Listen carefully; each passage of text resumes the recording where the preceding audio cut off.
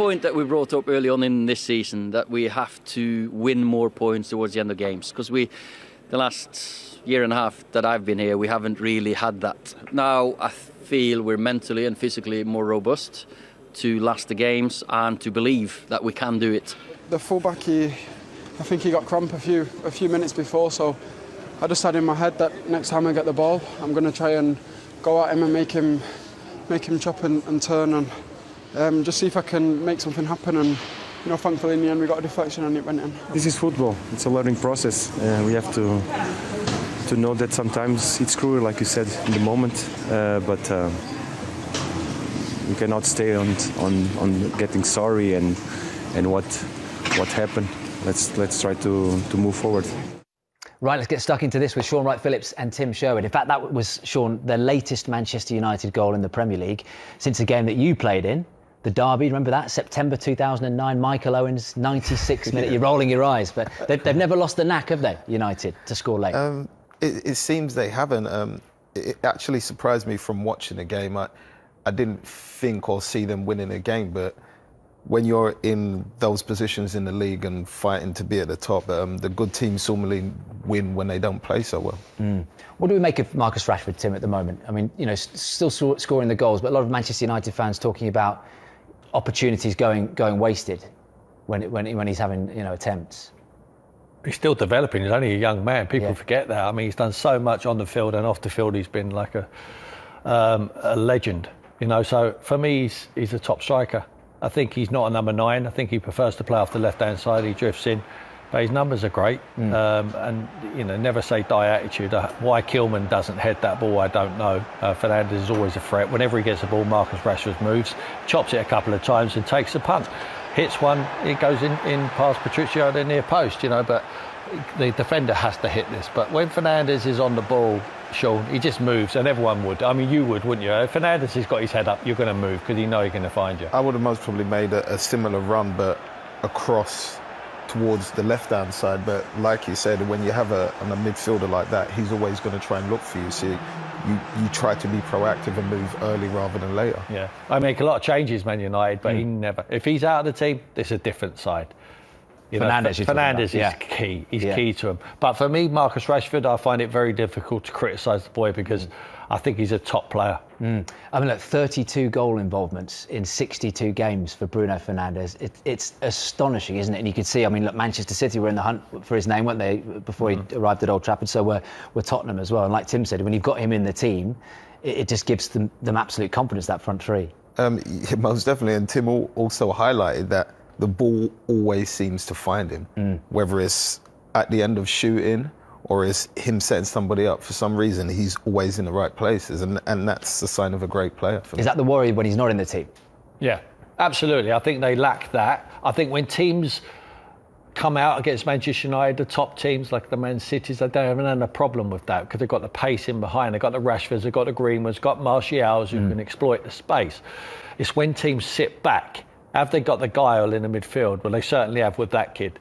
I think they need a little bit more of that. That's why I was surprised they didn't push the boat out and go and get Jack Grealish, because he's someone, when teams sit back, who can also unlock the door. I think they're going to need that. At the moment, they're reliant on him. I think Van der Beek could be that man. I think he could help him in that regard, but at the moment he's struggling to get some game time. Pogba also. I would play Pogba all the time. I'm a big Pogba fan. I think they need as much guile in their team as you can get. But you've got to give Ole Gunnar Solskjaer a lot of credit. I've sat here on different places and in here, and when I'm talking about Manchester United and criticised Manchester United, but we only say what we see, but the facts are there for everyone to see. They're second in the Premier League.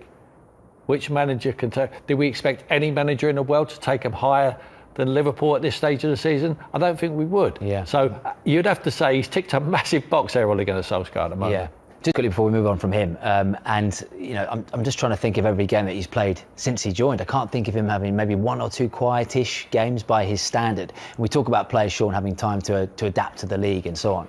Obviously, he was smashing it at Sporting, wasn't he, in Portugal? But are you surprised at just how quickly and the consistency? It's like there hasn't been a period where he's come up with 15 assists and a few goals and then he's gone quiet for a few weeks.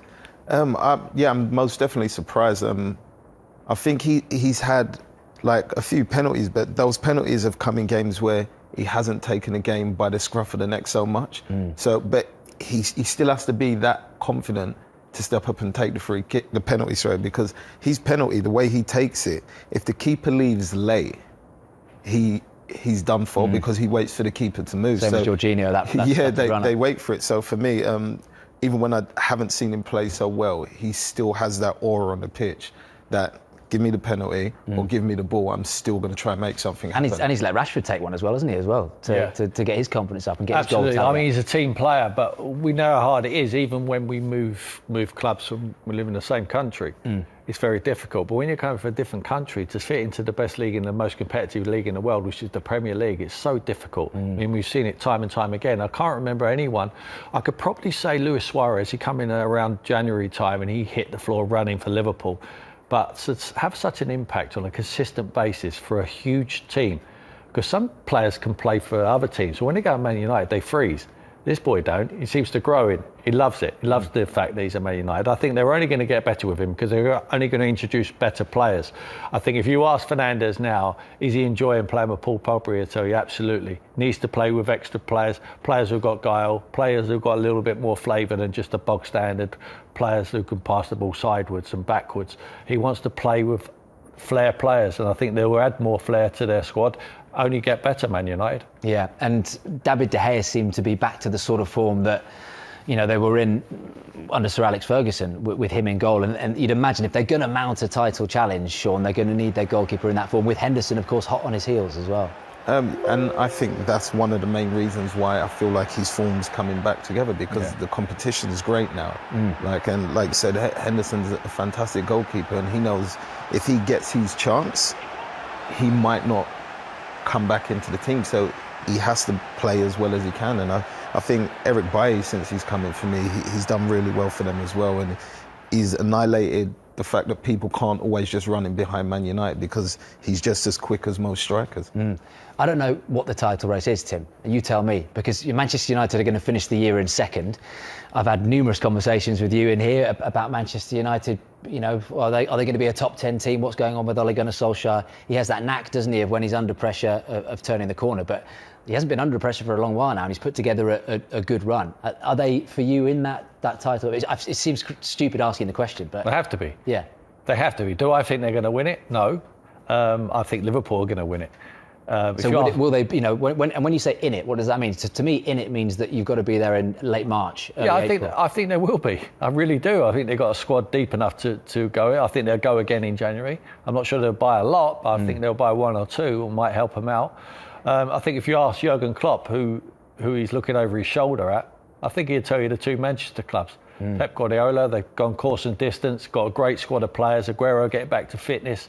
And Manchester United, I think that they've added well. Fernandes is one of the best players in the league at the moment.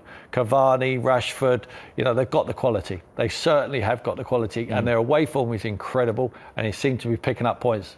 Yeah. At home now. What about Wolves, Shaun? 9 games without a clean sheet. Last season, we were talking about this team who, you know, continued to surprise everyone since they came up from the Championship with Nuno Espirito Santo. But they played nearly 60 games last season. They haven't got the Europa League now. Did you expect more from them at this stage? And obviously, they're missing Raul Jimenez. We know that. And a striker, you'd imagine, would be near the top of the list come January.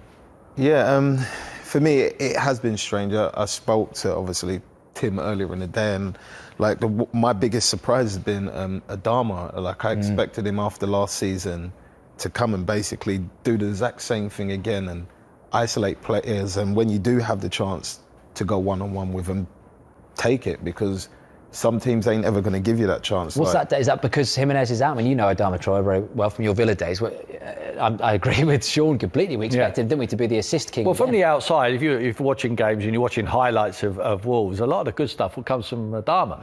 You know, he is electrifying. You know, I said to Shaun, I mean, from 0 to whatever speed he gets at, and his power is incredible. It's the quickest I've ever seen any player. On a 1v1 situation where the grass is in behind, he can go past any fullback. He needs to work on his delivery. He improved that last year, hitting goals last season, but he's crossing it at the moment to no one. You know, Silva's not the answer. Fabio Silva's not the answer at the moment. Spent 35 million. He's a developing player. But Tim, even if he's not crossing, surely you'd expect him to, like Shaun said, have a go at defenders. Yeah, but he likes to be wide. You know, when they've tried him in that number 10 position, and he can do one or two things in there, but he hasn't got the awareness, hasn't got that. You know, I think someone like Podence or Neto, they can go either way. I think he's one-dimensional. He has to go down the outside and he has to cross that ball in.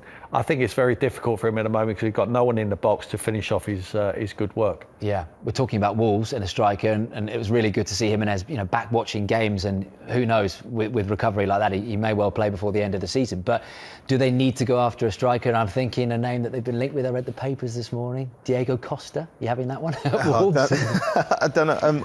For me, I think they definitely need to go after a striker. Or do they develop Silva? Do they let Fabio Silva be that number 9 until Jimenez? I think it's hard to kind of develop him when you're kind of chucking him in the deep end. Possibly the best striker he can learn of isn't training at the minute, so it's only verbal conversation. I feel like he needs to learn off somebody and watch him play week in, week out, and then when he does come on, kind of follow suit and try to do similar things but in his own way. I think, like Tim said, that he definitely needs to be developed to take that mantle. The problem I've got with bringing someone in over the top of Fabio Silva is that George Mendes is Diego Costa's agent. He's very instrumental there at Wolves, and he's obviously instrumental in bringing in Fabio Silva. Would he bring someone in now to take that kid out of the team? I would suggest he probably wouldn't. I mean, Diego Costa is head and shoulders above, but he's already rehearsed in the Premier League. We know he's a prolific goal scorer. Can you imagine him as a Nuno player? Doesn't strike me as a Nuno character, personality. Yeah, I think he would. I think he would take him. Yeah, I mean, we're talking about Dharma and Neto on the outsides coming in, crossing that ball for him. He would thrive off it. Would he want to come and play for Wolves? I would doubt that. Both speak Portuguese. That's the only link I can think of. And of course, George Mendes is a big one as well.